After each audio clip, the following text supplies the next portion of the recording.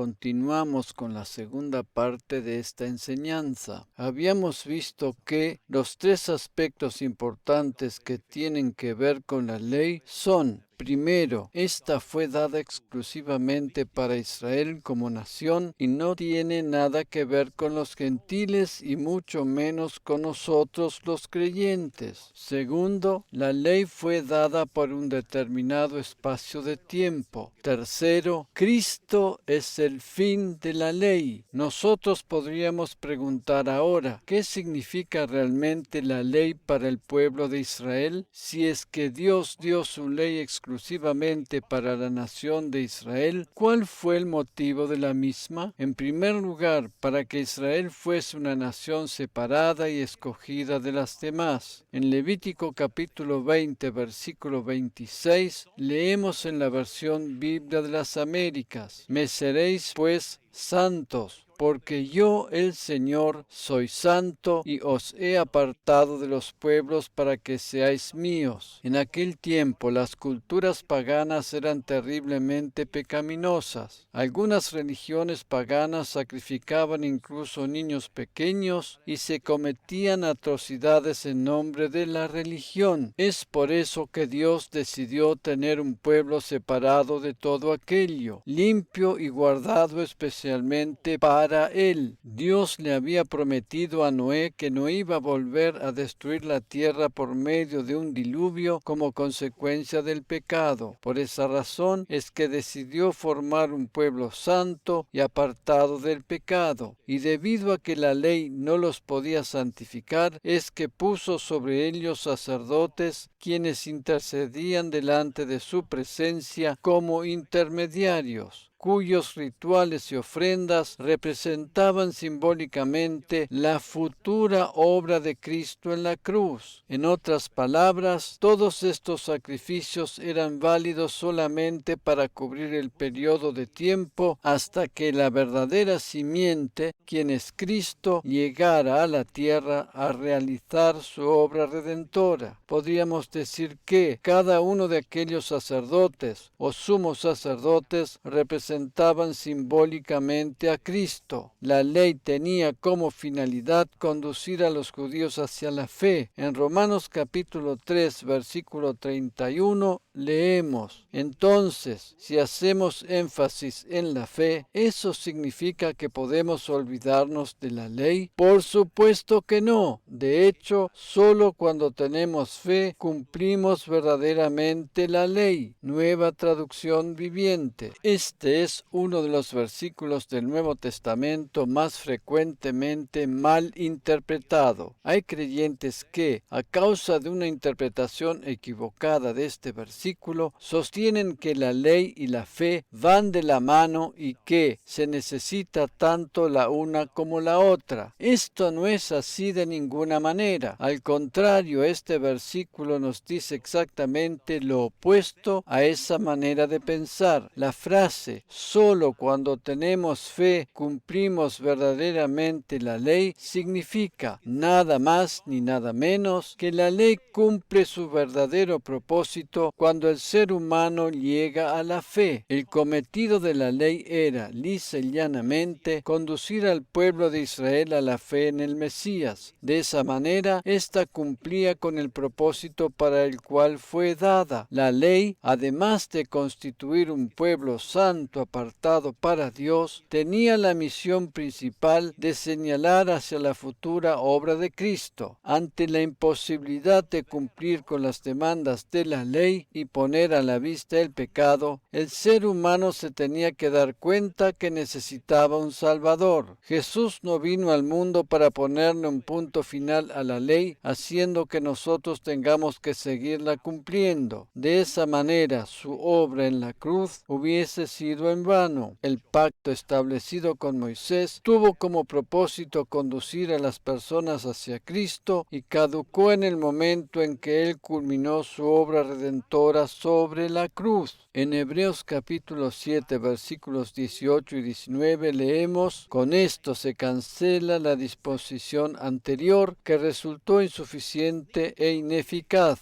pues la ley no trajo nada definitivo y al mismo tiempo se nos abre una esperanza mucho mejor, la de tener acceso a Dios. Biblia latinoamericana. La nueva traducción de Ginebra al alemán dice literalmente así: así, el orden que estaba en vigor se suspende porque ha demostrado ser impotente y en última instancia no sirve de nada. La ley no ha podido conducir a la perfección. En lugar de ese orden ha llegado algo que nos da una esperanza que eclipsa todo lo anterior y que hace posible un acceso directo a Dios sin ningún tipo de obstáculos. El nuevo pacto vino para ocupar el lugar del antiguo. La gracia divina vino para reemplazar el lugar que ocupaba la ley. Ahora, gracias a la obra redentora de Cristo a nuestro favor, pasamos a ser hijos en lugar de siervos. La ley fue abrogada después de haber cumplido su propósito, a saber, señalar hacia Cristo y su obra redentora en la cruz a favor del ser humano. La ley de Moisés no tiene ningún tipo de relevancia en la actualidad. En Hebreos capítulo 10, versículo 9, leemos las palabras del mismísimo Señor Jesús: aquí estoy yo para hacer tu voluntad. Con esto anula el primer orden de las cosas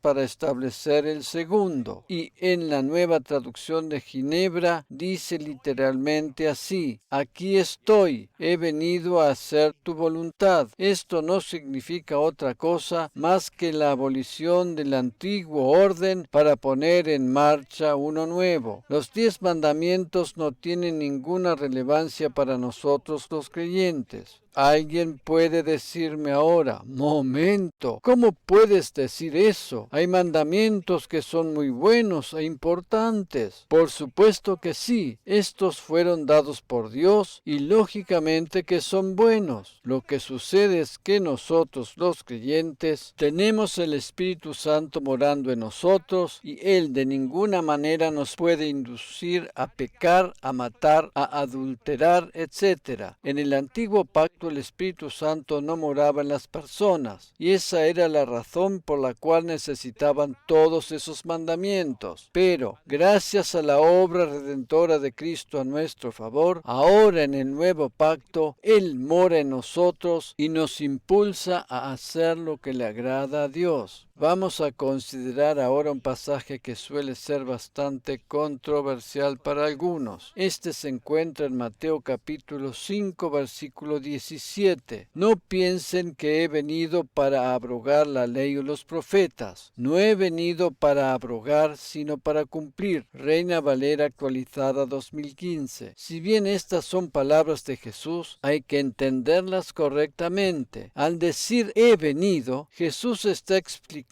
cuál es su posición con respecto a la ley, y esto se deja ver claramente en los términos abrogar y cumplir. Vamos a concentrarnos entonces en la etimología de estos dos verbos de acuerdo al texto original griego, idioma en el cual fue escrito el Nuevo Testamento. La palabra que en español se traduce como abrogar es el término griego kataluo, Strong G 2647, la cual, de acuerdo al diccionario bíblico Strong en español, significa soltar, desintegrar, por implicación demoler, literalmente o figurativamente, específicamente derribar, deshacer, destruir o desvanecer. Y de acuerdo al mismo diccionario, la palabra que en español se traduce como cumplir es el término griego pleró, Strong G 4137, y significa satisfacer, terminar un periodo o tarea, suplir, terminar, completar, naturalmente también cumplir. Cada vez que la palabra griega pleró aparece en el Nuevo Testamento, se refiere siempre al cumplimiento de alguna profecía del Antiguo Testamento. Eso quiere decir entonces que, al decir estas palabras, Jesús estaba diciendo que había venido a satisfacer, cumplir, terminar terminar o completar la profecía del Antiguo Testamento. Cabe recordar que la ley había sido introducida solo por un determinado espacio de tiempo hasta que llegara la simiente prometida. Y esto fue precisamente lo que sucedió cuando Jesús llegó a la tierra. Recordemos una vez más el pasaje de Gálatas capítulo 3, versículo 19. Entonces, ¿para qué se promulgó la ley? Pues sabed que la ley fue añadida a la promesa para demostrarnos que, ante los ojos de Dios, todos somos culpables de haberla quebrantado. Pero la ley tenía una vigencia temporal. Solo podía estar en vigor hasta la llegada de aquella descendencia prometida a Abraham, quien es Cristo. Versión Castilian. Algo muy importante para tener en cuenta es que, a pesar de que Jesús había venido a la tierra para cumplir la ley, esta no fue abrogada hasta que culminó su obra en la cruz. Por tanto, en el momento en que Él les estaba diciendo a sus discípulos las palabras de Mateo capítulo 5, versículo 17, la ley todavía seguía estando vigente. Ningún ser humano podía cumplir las demandas de la ley. Jesús fue el único que lo pudo hacer, y después que la cumplió en su totalidad, hasta en el más mínimo detalle, la derogó. Él lo hizo por nosotros. Jesús, como la simiente prometida, le puso punto final a la ley, cumpliendo así la profecía del Antiguo Testamento. Jesús les dijo a sus discípulos unas palabras muy interesantes en relación a la comida. Cabe recordar que, dentro de lo que era la ley de Moisés, los judíos tenían leyes que tenían que ver con los alimentos que debían consumir, cuáles eran aceptables y cuáles no. Todos estamos de acuerdo que hay alimentos saludables y otros que pueden dañar nuestra salud, ¿verdad? De eso no cabe ninguna duda. Pero independientemente de esa realidad, bajo el nuevo pacto no hay ningún tipo de alimento que esté prohibido como en el tiempo de la ley de Moisés. Yo suelo decir, a modo de broma, que si alguien desea comerse un zorrino asado a la parrilla, lo puede hacer tranquilamente, ya que con eso no está pecando. Pero si va a ser agradable o saludable, es otra cosa completamente diferente. Como dije antes, en la ley de Moisés había determinadas leyes que tenían que ver con los alimentos, y los judíos habían hecho de esto una religión, creyendo que el consumo de aquellos que estaban prohibidos podía contaminarles el alma o el espíritu. En ese contexto, Jesús les dijo lo siguiente en Marcos capítulo 7, versículo 18 y 19.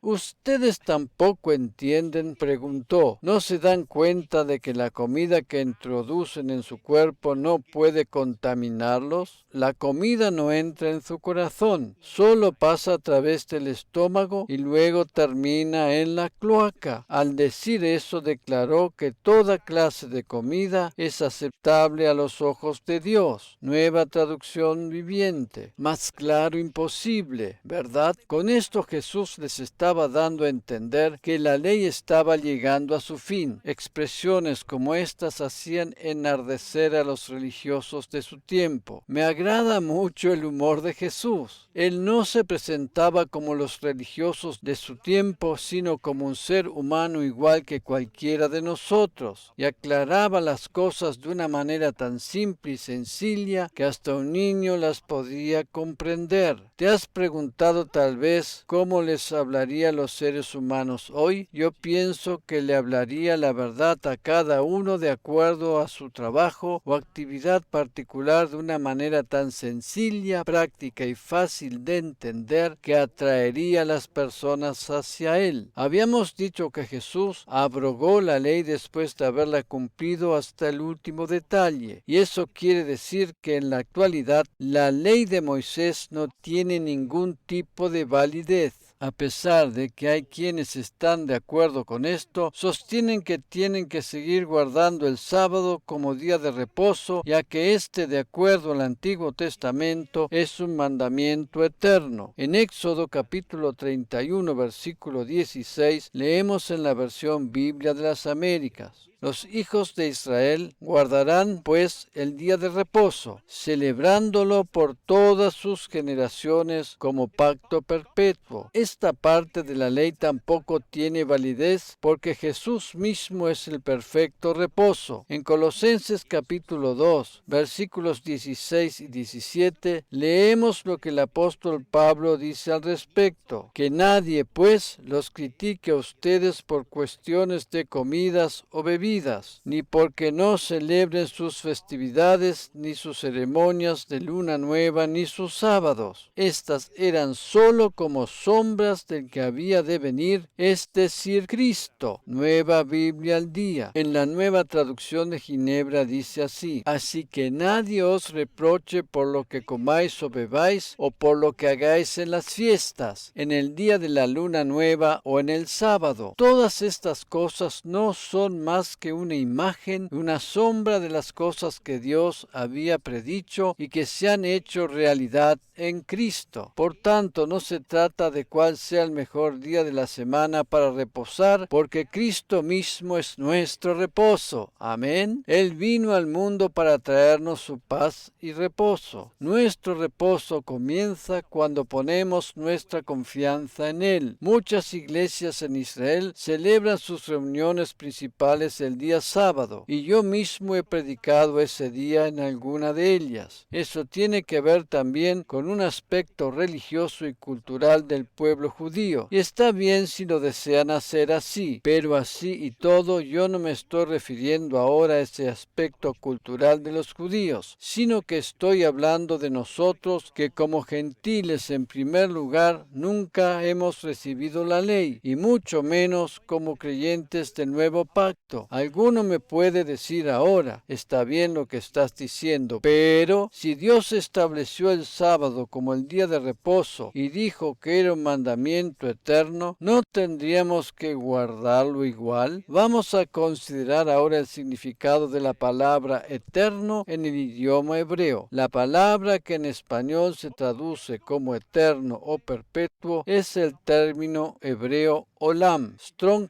H 5769, y si bien tiene naturalmente ese significado, no siempre se refiere a un absoluto, sino que se utiliza también para expresar un lapso de tiempo muy largo. Habíamos visto que Jesús es el fin de la ley y que Él había venido para cumplirla hasta el más mínimo detalle y luego abolirla, ¿cierto? Eso quiere decir entonces que si la ley fue abolida en su totalidad, tampoco tiene validez ahora este mandamiento. Todas las reglamentaciones que tenían que ver con la ley dada a los judíos eran solo simbolismos del que había de venir, es decir, Cristo. Para culminar, vamos a considerar el pasaje de Romanos capítulo 7, versículo 6, el cual es válido para todos aquellos que han recibido a Cristo como su Salvador personal, tanto sean judíos como gentiles. Pero ahora fuimos liberados de la ley, porque morimos a ella, y ya no estamos presos de su poder. Ahora podemos servir a Dios, no según el antiguo modo que consistía en obedecer la letra de la ley, sino mediante uno nuevo, el de vivir en el Espíritu. Nueva Traducción Viviente. Y me agrada mucho también como lo expresa la Nueva Traducción de Ginebra. Pero ahora que hemos muerto a la ley que nos mantenía cautivos, ya no estamos sujetos a ella. Ahora estamos al servicio de un nuevo orden, el del Espíritu, y ya no estamos sujetos al antiguo orden que se regía por la letra de la ley. El apóstol Pablo dice en Romanos capítulo 8, versículo 2, porque la ley del Espíritu de vida en Cristo Jesús me ha librado de la ley del pecado y de la muerte. Reina Valera actualizada 2015. La ley fue dada por Dios exclusivamente al pueblo de Israel y tuvo como finalidad cubrir el lapso de tiempo hasta la llegada del Mesías. Jesús le puso punto final a la misma después que la cumplió en su totalidad. El pacto pacto mosaico ya no tiene más vigencia. Ahora vivimos de acuerdo a la ley del Espíritu Santo que mora en nosotros. Él nos guía a toda verdad de acuerdo a la palabra de Dios y nos guía en forma práctica en nuestra vida cotidiana por medio del testimonio interior. El Espíritu Santo nunca nos habrá de conducir hacia el pecado, sino por el contrario, siempre hacia la gracia divina. Él siempre nos lleva a los amantes brazos de Jesús. Además, por medio de la oración en lenguas, el Espíritu Santo intercede delante del trono de Dios cuando no sabemos cómo orar. En Romanos capítulo 8, versículo 26, leemos en la versión Reina Valera actualizada 2015. Y asimismo, también el Espíritu nos ayuda en nuestras debilidades, porque no sabemos cómo debiéramos orar, pero el Espíritu mismo intercede con gemidos indecibles.